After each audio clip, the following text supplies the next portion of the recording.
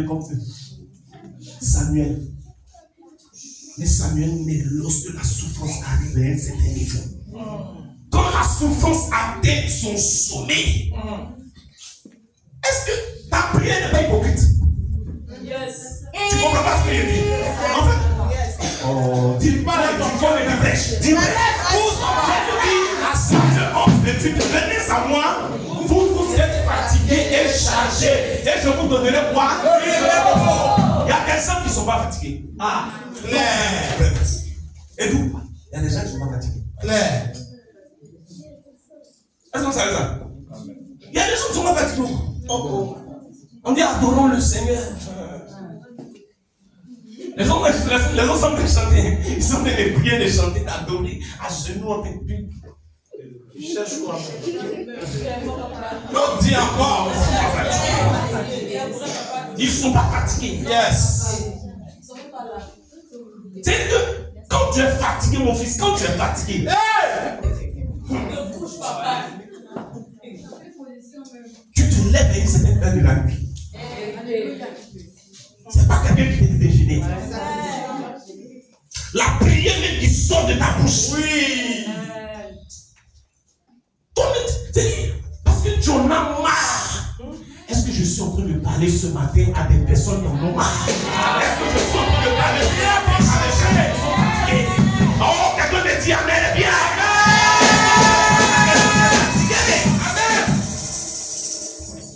Elle est fatiguée. C'est là cette prière va monter. Alors que cette prière était une pensée de l'esprit. Pour capter les choses de l'esprit, il faut rentrer dans la souffrance de Christ. Les souffrances du temps présent ne sauraient être comparées à la gloire à venir. Il faut participer à sa souffrance pour participer à sa gloire. Il faut rester dans ce que Dieu te met, bien aimé, parce que la gloire qui arrive est forte. Je dis la gloire qui arrive est forte. La gloire qui arrive est forte. Est-ce que les gens d'ici vous pouvez me dire Amen?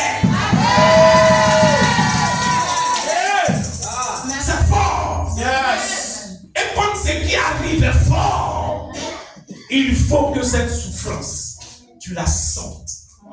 Quand tu la sens, parce que, écoutez-moi bien, il y a des choses, tant qu'on ne dit pas à l'Esprit de Dieu, tant qu'on ne dit pas à Dieu, Dieu ne fera pas. Est-ce que vous savez ça? C'est pourquoi la prière est importante. Claire. Tant qu'on ne dit pas, il ne fera pas. Alléluia. Donc pour que tu dises là, tu comprends?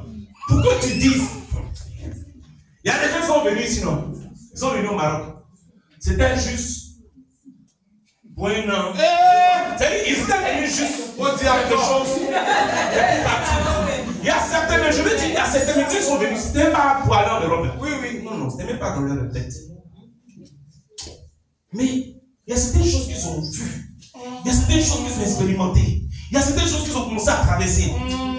Cette histoire-là, ils sont en train de partir là. J'ai dit, est-ce que moi, il n'y a pas des défendeurs? Est-ce que, c'est-à-dire que ça a commencé à monter, il a commencé à prier maintenant. Lui qui n'avait pas pensé à aller en Europe à partir d'ici là. C'est-à-dire que maintenant c'est devenu sa prière. Oui, oui. Parce qu'il est fatigué. Parce qu'il est fatigué. Les prières que tu as commencé à faire parce que tu es fatigué là, je te dis aujourd'hui, Dieu t'exauce.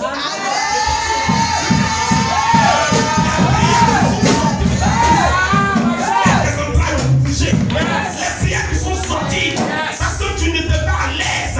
Les prières qui sont sorties parce que tu as commencé à souffrir. Dieu écoute cette prière. Parce que ça vient de l'esprit. Parce que vous savez, il y a beaucoup de prières on fait, c'est la chair. Tu peux dire Amen? Amen. Alléluia. Est-ce que tu peux dire Amen? Amen, amen. Amen. On va accélérer pour terminer le message. Yes. Parce qu'on va prier tout à l'heure. Yes. Dis Amen. Amen. Alléluia. Amen. Quelqu'un dit sans béni n'a pas de Samuel. Sans béni n'a pas de Samuel. Dis sans béni n'a pas de Samuel. Sans béni n'a pas de Samuel. On va lire deux versets. Et puis on va dérouler. Alléluia. Ésaïe 53, verset 10. Et puis Éphésiens 2, verset 10. Ésaïe 53, verset 10. Éphésiens 2, verset 10. Alléluia. Ce matin, le Seigneur va délivrer quelqu'un. Alléluia. Ce matin, Dieu va délivrer quelqu'un. Cet esprit t'a fatigué parce que Samuel doit naître. Samuel doit naître. Alléluia. C'est pourquoi cet esprit t'a fatigué. Mais aujourd'hui, il va partir. Aujourd'hui, il disparaîtra de ta vie. Dieu va te délivrer. Ton histoire ne sera plus la même. Vas-y, prophète. Isaïe 53:10. Isaïe 53:10 dit, il a plu à l'Éternel. Il a plu à De l'Éternel le briser par la souffrance. de le briser par la souffrance. Après avoir livré sa vie en sacrifice pour le péché, il verra une postérité et prolongera ses jours. Et l'œuvre de l'Éternel prospérera entre ses mains. Alléluia. Amen. Donc, c'est l'Éternel qui a brisé son fils, non? On est ensemble? Il a livré en sacrifice pour le péché, n'est-ce pas? Et il dit quoi? Il verra une postérité et prolongera ses jours. Et l'œuvre de l'Éternel prospérera entre ses mains. Quelqu'un dit l'œuvre de l'Éternel prospérera entre ses mains. Lis-nous maintenant Éphésiens 2, verset 10. Vas-y. Éphésiens 2. Oui, Éphésiens 2, verset 10. Car nous sommes son ouvrage. Nous sommes son ouvrage. Ayant été créés en Jésus-Christ. Ayant été créés en Jésus-Christ. Pour de bonnes œuvres que Dieu a préparées d'avance. Voilà. Afin que nous les pratiquions. Alléluia. Amen. Vous voyez, dans Ésaïe 53, oui, tu peux t'asseoir, prophète. Dans Ésaïe 53, verset 10, la parole nous fait savoir que Dieu lui-même va briser son fils. N'est-ce pas? Mais quand on voit sur la terre, quand Jésus vient sur la terre, qui le crucifie? On voit Dieu en train de le crucifier. C'est ça? Qui le crucifie? Les hommes le crucifient. Donc les hommes l'ont combattu. Donc les hommes ne l'ont pas compris. Alléluia. Parce que le cœur des hommes était endurci. Est-ce que vous suivez? Le cœur des hommes était endurci. Mais la Bible dit que c'est Dieu qui a brisé son fils. Est-ce que vous suivez? Est-ce que quelqu'un me suit très bien? Alléluia. C'est Dieu qui a brisé son fils. Donc c'est Dieu lui-même qui va endurcir le cœur des hommes qui s'opposent à Christ. C'est Dieu qui va endurcir le cœur des hommes pour que Jésus-Christ soit crucifié. C'est Dieu lui-même qui va le faire. Est-ce que je suis en train de parler à quelqu'un? Alléluia. Donc on peut être en train de faire du mal, mais c'est Dieu même qui est derrière ça. Je parle à quelqu'un ici. Il m'a fait du mal. Il m'a fait du mal. Écoute-moi. C'est-à-dire que c'est Dieu lui-même qui est positionné derrière. Il a plu à l'Éternel de briser son fils. Alléluia. C'est pourquoi Dieu lui-même rend Anne stérile. Tu ne comprends pas encore ce que je suis en train d'expliquer. Alléluia. Quand Jésus part à la croix et qu'on perd son côté, qu'est-ce qui sort? Du sang et puis de l'eau. N'est-ce pas? Est-ce que vous savez que c'est à la croix que l'Église est née? Il y a une naissance qui a eu lieu à la croix. Est-ce que vous comprenez? Donc pour que l'Église puisse naître, il fallait que Dieu endurcisse le cœur des hommes pour qu'ils crucifient Jésus, afin que l'Église de Jésus-Christ puisse naître. C'est ainsi que Dieu va rendre Anne stérile. Il fera de sorte que Pénina se moque. Anne soit fatiguée. Elle part au temple. Elle prie, elle parle à Dieu. Et puis Samuel va naître. Suivez très bien. Oui. Pourquoi nous sommes en train de parler ici de Jésus? Et puis l'enfant qui va naître, je te le consacrerai. Alléluia. La Bible ici est en train de nous décrire Jésus-Christ. Celui qui doit venir. Pour qu'il puisse venir, il faut que tout soit organisé. Il faut que tout soit organisé. Et quand il arrive, il doit être crucifié. Et pour qu'il soit crucifié, il faut qu'on ne le comprenne pas. Il faut qu'on le combatte jusqu'à l'amener à la croix, afin que l'Église puisse naître. C'est le cas de Anne. Voici pourquoi Samuel va naître chez Anne. Voici pourquoi Samuel va entrer dans la vie de Anne et de Elkana. Est-ce que quelqu'un comprend ce que je suis en train d'expliquer? Dis à ton voisin, est-ce que tu comprends ce qu'il y a? On est déjà rentré. Alléluia. Est-ce que vous comprenez? En fait, Dieu dit ce Dieu est prophétique. Dis Amen. Vous savez, parfois il y a des choses qui se passent. Regarde, quand tu vois quelqu'un, ne mets pas ta bouche sur lui. Non, écoutez-moi aujourd'hui. Écoutez-moi aujourd'hui. Non, celui-là, il est comme ça, c'est là. Enlevez vos bouches sur les gens. Je vous en prie. Bien. Dieu interdit son peuple d'aller épouser une femme étrangère. Mais celui-même qui est le prophète Moïse, il va épouser une femme étrangère. Pourquoi ça encore? Bon, le pasteur même dit que on va tromper nos femmes. Puis lui, ça a trompé sa femme. C'est quoi? Mais attends, passe à l'eau, passe à l'aise. Passe à ça, non. Le pasteur même, bon, c'est pas ça, il prêche à l'église, mais pourquoi le mec fait? Ne mets pas les hommes.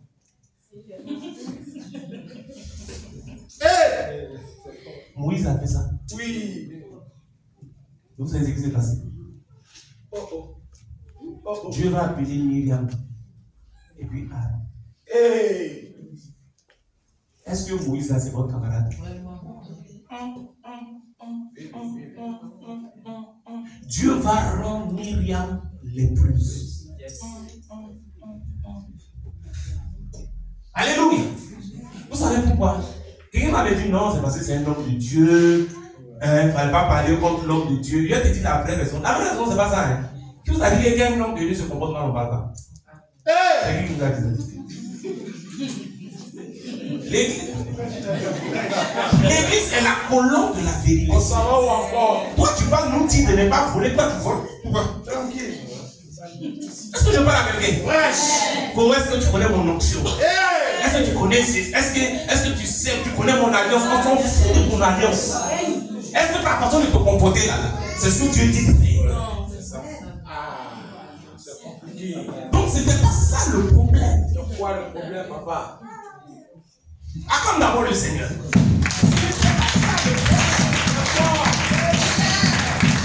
Amen, amen, amen. C'était pas ça le problème. Le problème, c'est pas parce que Myriam s'est plaint du prophète, s'est plaint de celui que Dieu a choisi. 10 pouces.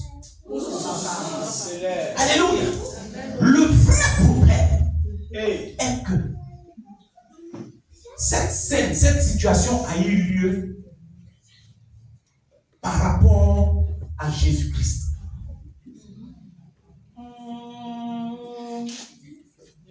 Quoi ça encore? Alléluia. Jésus-Christ, il est saint, il n'est pas saint. Il est pur, il n'est pas pur. Très pur. Il est juste, il n'est pas juste. Maintenant, toi, on t'appelle comment? Église, non? Église, c'est pas. Ecclésia. Ecclésia, c'est qui? L'épouse De qui? de Christ. Mais lui, qu'est-ce que c'est? Toi, qu'est-ce que c'est? Non, Mais pourquoi toi de sa femme? c'est compliqué. Il est épousé une étrangère.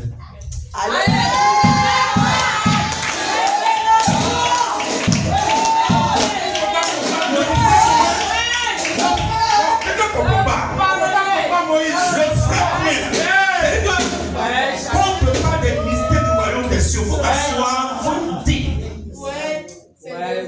Fais attention. On dit il est Dieu. J'ai dit à quelqu'un la semaine là que Dieu, sa gloire, ce sont les choses cachées. S'il nous dit tout, il n'est plus Dieu. Oui, mais ma fille, Madame Boba, c'est pas ça. S'il nous dit tout là, il n'est plus Dieu. Donc il y a des choses qui sont cachées. Et c'est par rapport à ça que quelque chose arrive. Et la Bible nous fait savoir que tout ce qui s'est passé dans l'ancienne alliance n'était que la préfiguration de ce qui devait arriver. Merci. Donc le mariage de Moïse avec l'étranger était prophétique. Je suis là ce matin pour dire à quelqu'un que ta souffrance est prophétique.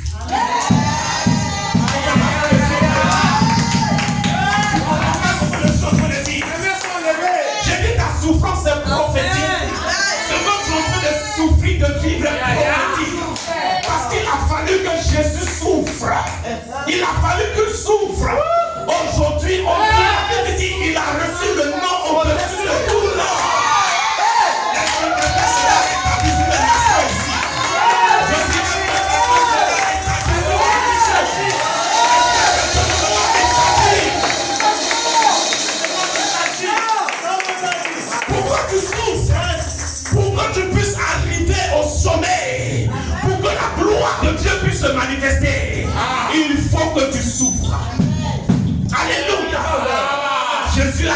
le nom au-dessus de tout nom. C'est à partir du nom de Jésus aujourd'hui, on commence même à compter les années. Oui, oui. Pourquoi? J'ai dit, même il y a des gens, même aujourd'hui même, ils viennent, je suis musulman, mais j'aime ta prêche. C'est ça. Je suis musulman, mais j'ai donné ma vie à Jésus. J'ai donné ma vie. Tu es musulman, non? Tu es musulman. Ça me fatigue. Quand on a parlé de Jésus, ils n'ont pas bien compris. Non, ils n'ont pas bien entendu. Quand on dit Jésus, quand on dit Jésus, c'est Dieu. Quand on dit Jésus, c'est l'homme qui est venu parmi les hommes. Mais c'est Dieu qui était en lui. Et les hommes ne l'ont pas reconnu. Donc quand on dit Jésus là, ils n'ont pas encore bien compris. Ils n'ont pas encore commencé à bien chanter. Mais il y a un son qui va sortir cette année. Il y a un son qui va sortir cette année.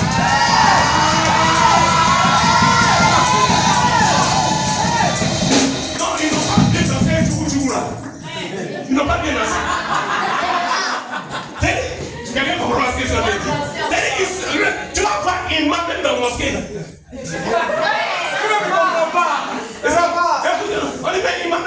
C'est fort que lui. C'est fort que lui. Le nom de Jésus est levé.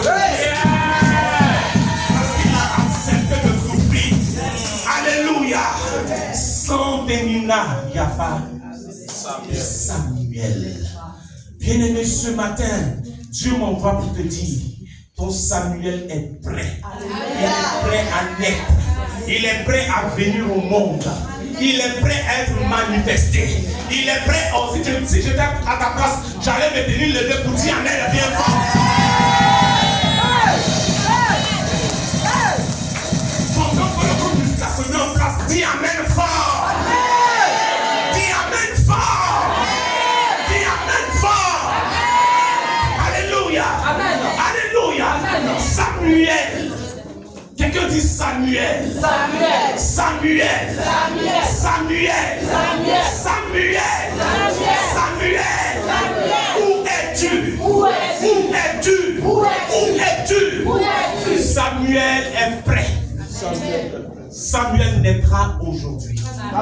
Samuel naîtra aujourd'hui.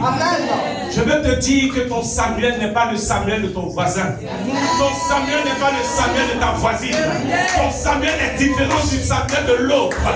Alléluia. Élève la voix, commence à prier. Dis gloire à Jésus. Merci Seigneur pour ce message. Parce qu'à partir d'aujourd'hui, je rentre en possession de mon Samuel. Prie comme quelqu'un qui est fatigué. Prie comme quelqu'un qui est fatigué. Prie comme